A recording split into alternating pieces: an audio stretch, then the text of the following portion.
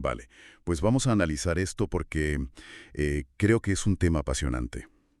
Normalmente, cuando pensamos en el hombre más poderoso de la historia de Japón, la imagen que nos viene a la cabeza es bastante clara, ¿verdad?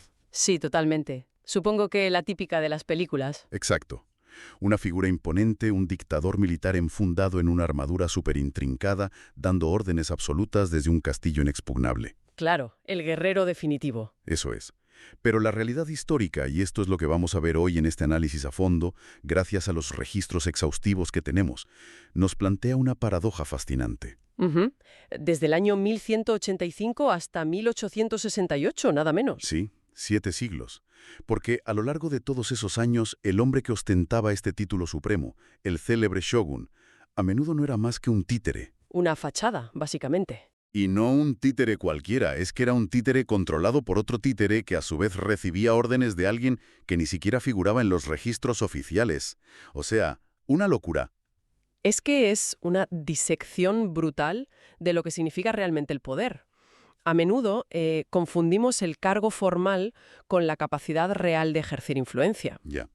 Y claro, la figura del shogun no operaba en un vacío dictatorial unidimensional. Era el eje central de un engranaje político increíblemente dinámico. Un sistema lleno de conspiraciones, regentes en la sombra y emperadores que vivían en jaulas de oro. Ostras, jaulas de oro.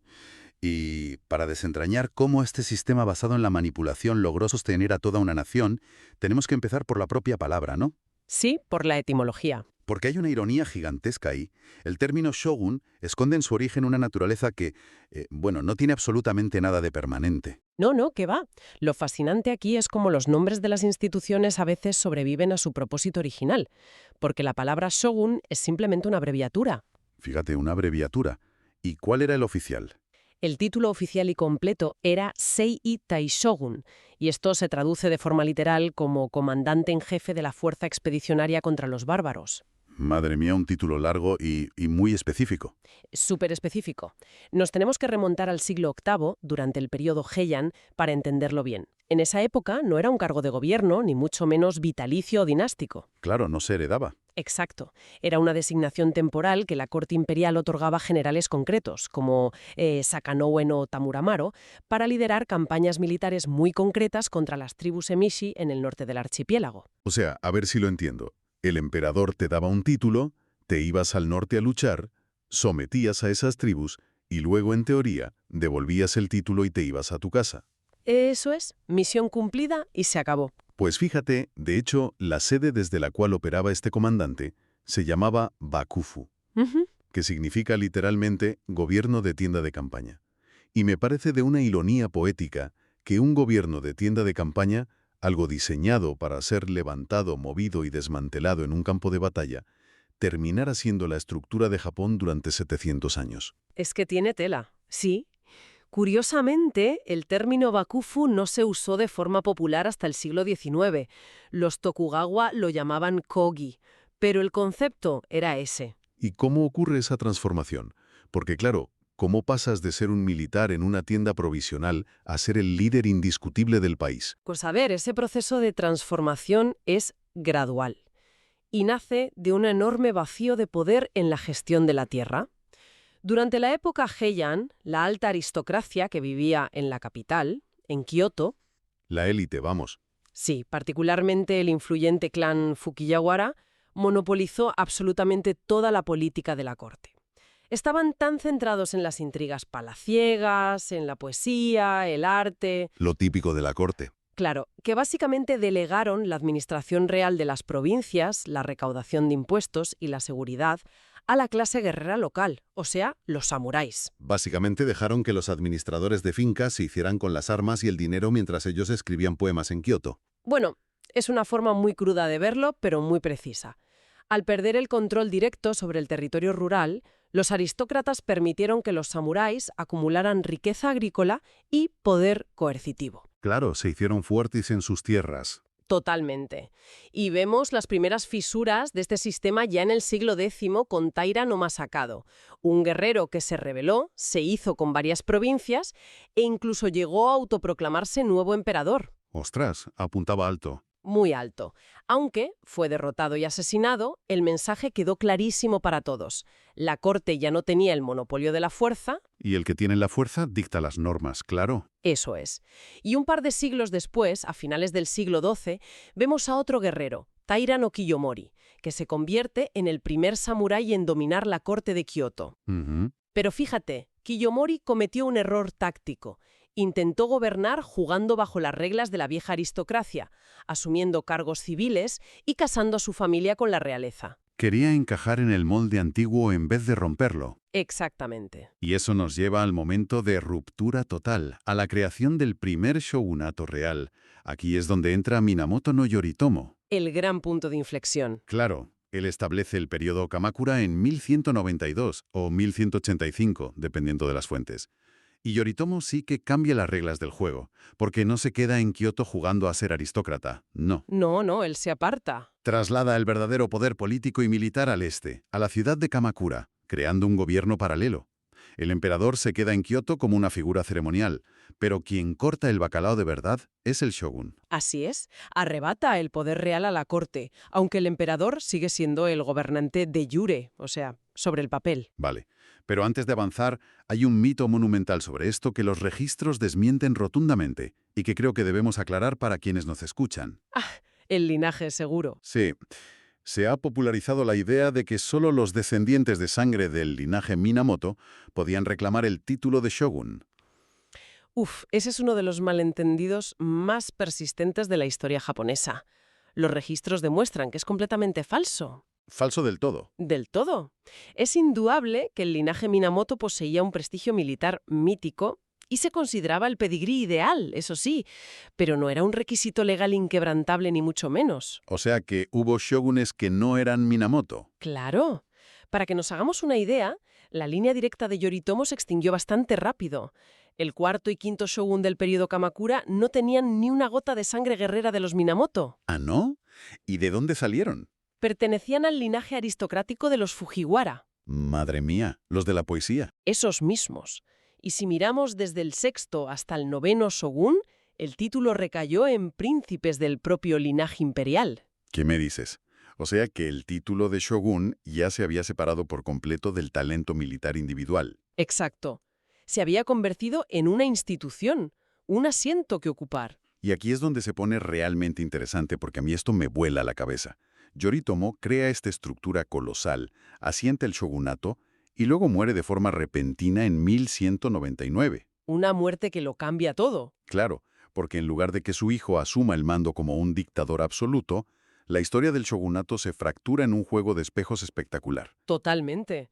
El poder real es arrebatado rápidamente por la familia de la esposa de Yoritomo, el clan Jojo. Y aquí es donde establecen ese sistema que, no puedo evitar comparar con una muñeca matrioska rusa del poder político. Es una analogía fantástica, ¿la verdad? Es que piénsalo. La muñeca más grande, la más ornamentada y visible desde fuera es el emperador.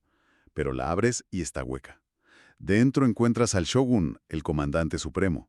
Pero resulta que es otra muñeca decorativa. Claro, porque no manda él. Porque las decisiones de verdad las está tomando una figura más pequeña en la sombra, el shiken, que es el regente del clan Hoyo. Sí, pero si conectamos esto con el panorama general, la ilusión de profundidad de tu matrioska no se detiene ahí. No me digas que hay más. Ya lo creo.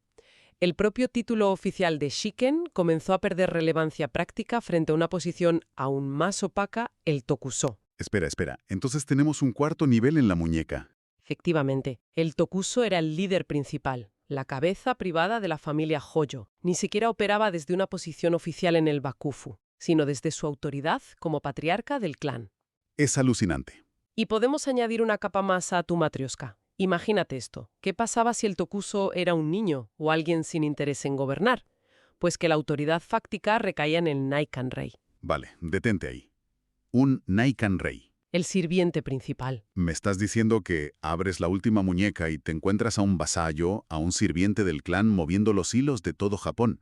Es un laberinto burocrático demencial. Lo parece, desde luego. Pero, ¿cómo es posible que un sistema con, 5 niveles de negación plausible no colapsara bajo su propio peso en 2 semanas? Bueno, parece contraintuitivo, pero si analizamos los mecanismos del poder a largo plazo, Descubrimos que este enredo era precisamente su mayor fortaleza.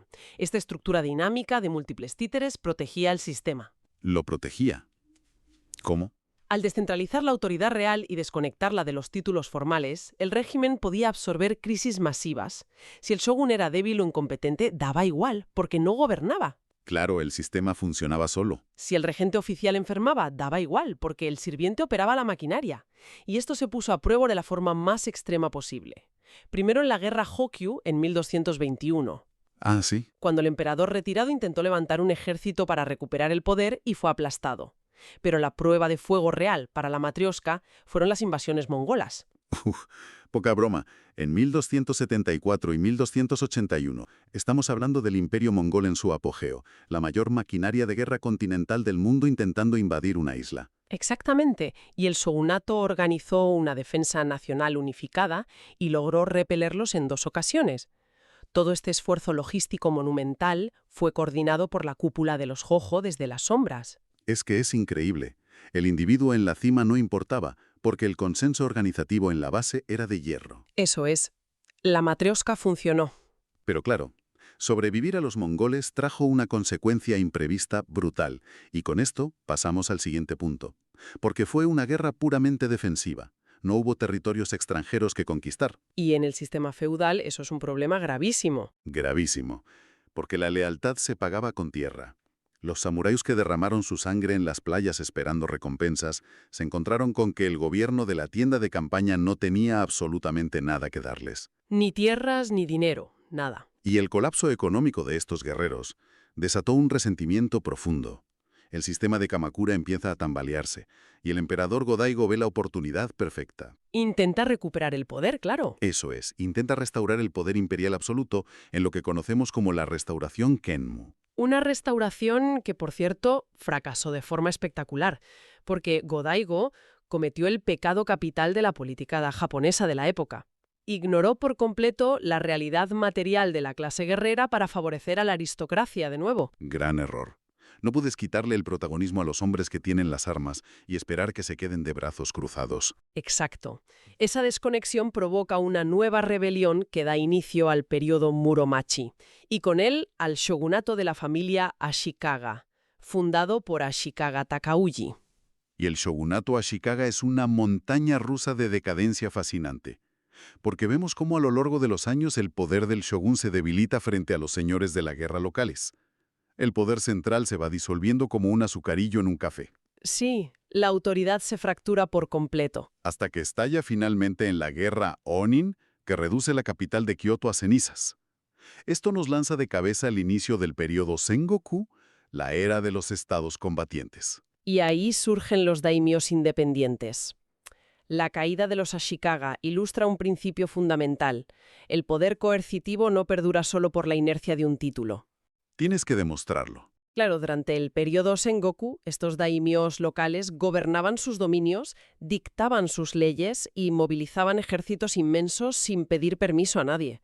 El shogunato se convirtió en un club privado vacío de contenido. Y hay un detalle asombroso, una anécdota trágica, en las fuentes que encapsula esto a la perfección. Hablamos del 13º shogun Ashikaga Yoshiteru. La historia de Yoshiteru es tremenda. Este hombre no era el típico aristócrata débil de palacio. Al contrario, fue entrenado por uno de los espadachines más legendarios de Japón.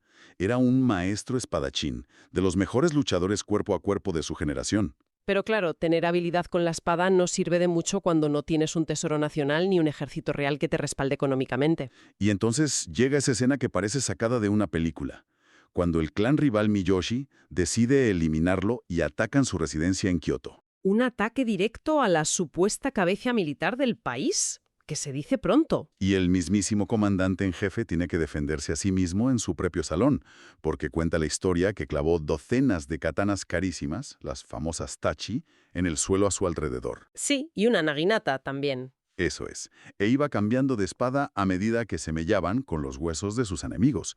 Luchó hasta la extenuación total antes de morir. Es heroico, sí, pero reflexionemos. Es profundamente patético a nivel institucional. Totalmente. Yo me pregunto, ¿de qué demonios sirve tener el título militar supremo si tienes que defenderte tú solo en pantuflas en tu propia casa porque no te queda ni un solo soldado? Es que es la representación física del colapso de ese título. Como bien dices, cuando el shogun tiene que empuñar su propia espada, significa que su capacidad de delegar la violencia ha desaparecido. Era un rey sin reino. Exacto. Se había vuelto algo puramente simbólico. Esta atroz demostración de debilidad es el preludio perfecto para el siguiente capítulo, la llegada de los tres unificadores en el periodo Azuchi-Momoyama. Oda Nobunaga, Toyotomi Hideyoshi y Tokugawa Ieyasu.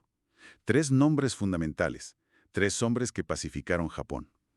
Y lo más llamativo es que los dos primeros, los que realmente hicieron el trabajo sucio, nunca fueron shogunes. Nunca.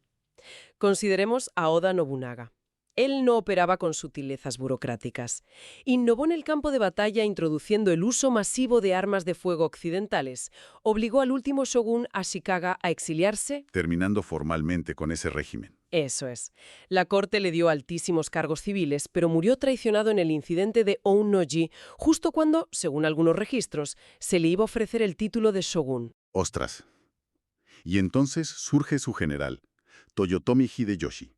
Y el caso de Hideyoshi es todavía más extraordinario, porque era de origen campesino. Sí, un soldado raso que unificó Japón por pura genialidad táctica. Pero, claro, su sangre plebeya era una barrera infranqueable para ser shogun, no era de la clase noble samurái, así que asume los títulos civiles supremos de Kampako y Daijō Daijin. Hideyoshi demostró que el poder militar crudo valía más que el título tradicional de shogun.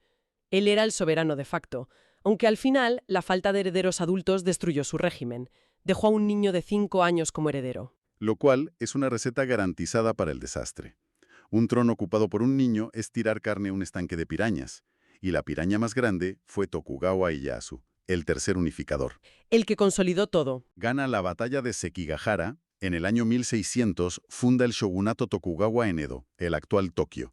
Y aquí vemos la forma final y absolutista del Bakufu, una dinastía de más de 250 años. Y fíjate cómo lo hicieron. Ieyasu reorganizó a los señores feudales. Los aliados de siempre fueron los Fudai, con tierras estratégicas. Los de confianza, claro. Exacto.